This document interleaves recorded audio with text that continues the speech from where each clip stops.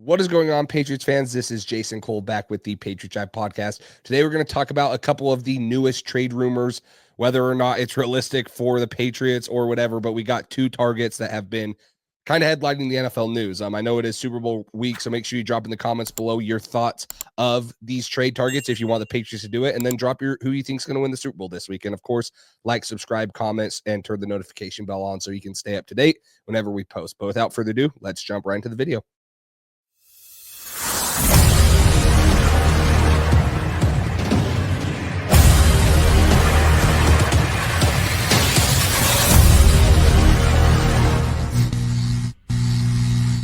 This video is sponsored by Underdog Fantasy. At Underdog Fantasy, you can pick higher or lower on two or more players for your chance to win 20, 30, or even 1,000 times your money in a single night. The best part about Underdog Fantasy is it's available in 33 of the 50 states. So what are you waiting for? Use code PATSDRIVE and get your first deposit matched up to $1,000 and join the millions of fans who have won on Underdog Fantasy. Make sure to download the app on the App Store or go to UnderdogFantasy.com. All right, everybody, let's jump right into this. Okay, we got two trade targets. The first one we're going to talk about, well, I'm sure you'll hear it at some point from us. Probably not realistic, but we wanted to talk about it and wanted to talk about what it would mean for the Patriots to get him and what it would mean for the Patriots, what they'd have to give up. So, Cole, who's the first guy that we have on this list? Yeah, first guy is Myles Garrett.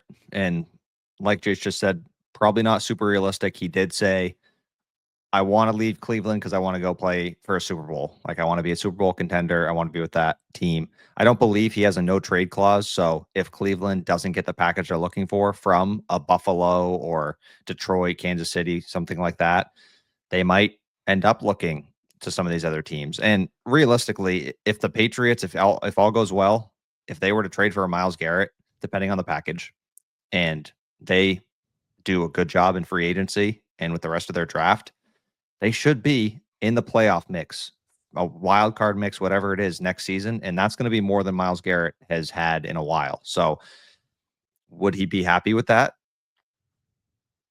Only he knows. So we don't know for sure. He does have a connection with Mike Vrabel. Vrabel was with him in Cleveland last year. So I'm sure there was some communication there, but Myles Garrett's an absolute game wrecker within rushing the passer, just planning for him as an offense. Every time you go up against Myles Garrett, you got to have a great plan to stop him and just to limit the damage he does, because he's a wrecker in the run game. He can get after the passer. Just some of his pressure stats the past few years. This year, he had 14 sacks, 83 total pressures, 13 QB hits, 56 hurries. His sacks the last few years, 14 this year, 15 the year before, 18 the year before, 18 the year before that. He forces 2-3 fumbles every year. Has a bunch of run stuffs. He's one of the best players and one of the best athletes you'll ever see. I mean, he's just an absolute freak. So Myles Garrett obviously would be a great addition to the Patriots defense. Maybe not super realistic, and maybe more than the Patriots would be wanting to give up as a package. Yeah, I mean, and if you're just talking about Myles Garrett, the player alone, like 6-time Pro Bowler, 4-time first team All-Pro. He's been a defensive player of the year.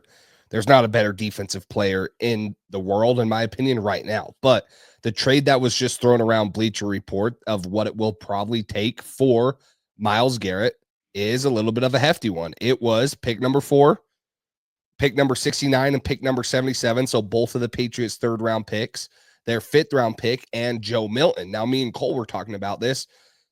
I mean, I think Joe Milton is worth a 3rd-round pick if you're just trading him straight up. So maybe you swap out, pick 69 and say, hey, we'll give you pick 4, pick 77, pick 105, and Joe Milton. But that's heavy, right? There's so many holes on this team. There's not enough draft picks now. If you do that, now you only have a 2nd, a 3rd, and a 4th. You have, you don't have the 4th overall pick. You don't have a 5th. So, it's getting real hairy. They have the cap space to do it. He's a $20 million cap hit. So, the money's not a problem, but it's just like, does it make sense for the Patriots to make a trade like this with how many needs are on the roster? So it's hard. You want a guy like Myles Garrett on your team. Everyone does. There's not anyone that's complaining about, hey, Myles Garrett would not be a great addition for this Patriots team or any team in the NFL in general. Like, My biggest worry is that he goes to Buffalo, right? Is that Buffalo's like, hey, we'll give you 2 first-round picks for him, because that's what the owner, or was it the GM or owner that said that if it's anything less than 2 first-round picks, he's going to leave the table for Myles Yeah, I think Garrett. it So might have been the GM. yeah, and so like they're expecting multiple first-round picks. So we'll see. But then the other side of that is, hey, do the Bills want to get, or sorry, not the Bills, do the Browns say, hey, the 4th overall pick and this is more valuable than 2 first-round picks that are probably going to be 28th or lower? So we'll see. We'll see. I mean, if that was the trade package, obviously Myles Garrett interests me, but that does make it a little hard. I do think that bad news for Patriots fans, and I know bad news for me and Cole, as much as we love Abdul Carter. If Myles Garrett is forcing his way out, I think Abdul Carter is the pick for Cleveland at number 2, unless he goes to Tennessee at number 1. So it's a lot of moving pieces for the Patriots, but a trade for him right now, it just seems too lofty for a team that has so many holes.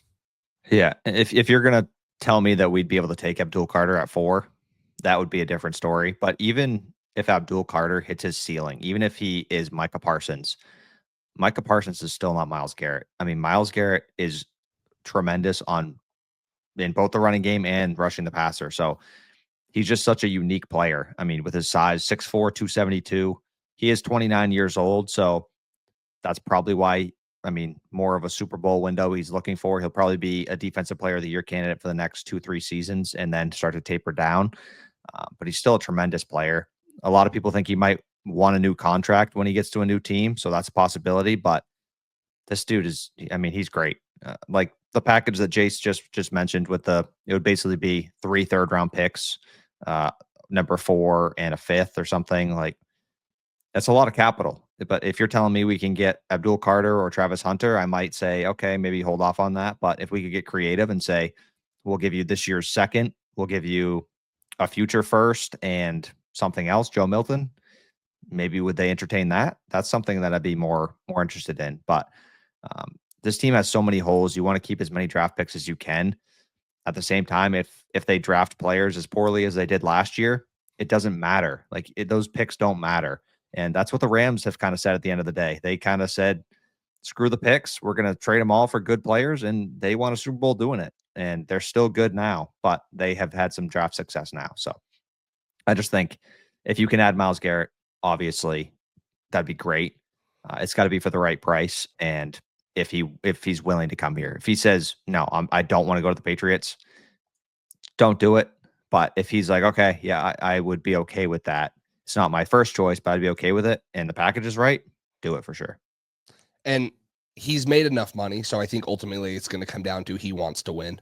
And so that's why I think the Patriots are ruled out by that in general. Like, yeah, okay, adding Myles Garrett and a couple other pieces could make this team a playoff team, but that's going from 4 wins to what, probably 9 or 10 wins to make the playoffs. And so yeah, it still seems very unlikely that he would say, oh yeah, let's go from Cleveland, who's picking 2nd overall and won 3 games, to New England, who's picking 4th overall. And the only thing we do have going is Drake May and, Mike Vrabel, some of those things. Like there's a little bit more in place, but still it's not a winning situation right now in my mind. Maybe in 2 or 3 years, but yeah, not right now. I would just say take Myles Garrett out of Cleveland. Where are they? They might have 1 win. Maybe 2.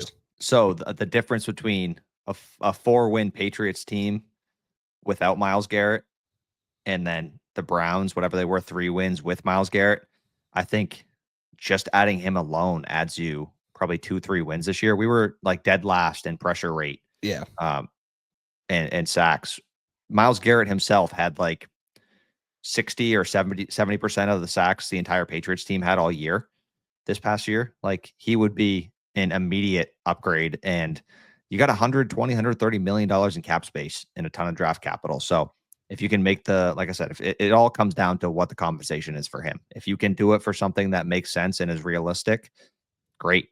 I do think this team with Myles Garrett and a couple good free agent additions and a couple good draft picks, I think they're right there in the playoff mix. I don't see why 10 wins would be some crazy scenario if you add Myles Garrett and some big names like T. Higgins or Trey Smith, like one of those guys. Just add a couple of good names. Yeah, the next one for the Patriots that is probably a little bit more realistic, and I don't want to say realistic because it's like a no-brainer, but it's a guy who I think is going to be relatively cheap. The team's already said that they'll eat some of the contract for him. Is wide receiver Cooper Kupp from the Los Angeles Rams. I think he's going to be, well, I know he's going to be 32 going into this year. So I think he's probably going to be a late third or early fourth round pick. That's a lot more enticing, in my opinion. I don't think you'll find a more productive receiver for Drake May. Yeah, he's probably a 2-year rental. He only has 2 years left on his contract, and he's going to make around he's a $30 million cap hit. So again, money's not the problem for the Patriots. It's not like, oh, we can't afford him. No, you're going to sign him. You're still going to have over 100 million in cap space, 90 million, somewhere in that range. He's going to be open often. He's going to fit great in that Josh McDaniels slot receiver type role, and he's going to be one of the best pass catchers, move the chains guy, especially for Drake May, who's a young quarterback. So, yeah, but it's also, does Cooper Kupp want to come to the Patriots? That's going to be the question, right? I mean, he might want to play for Drake May. No one's saying he wouldn't want to, but this is also a guy who's towards the back half of his career. Maybe he wants one more run. Again, you look at teams that want to make a run. Washington would make sense for me with Jaden Daniels. They'd probably give up their third round pick for Cooper Kupp.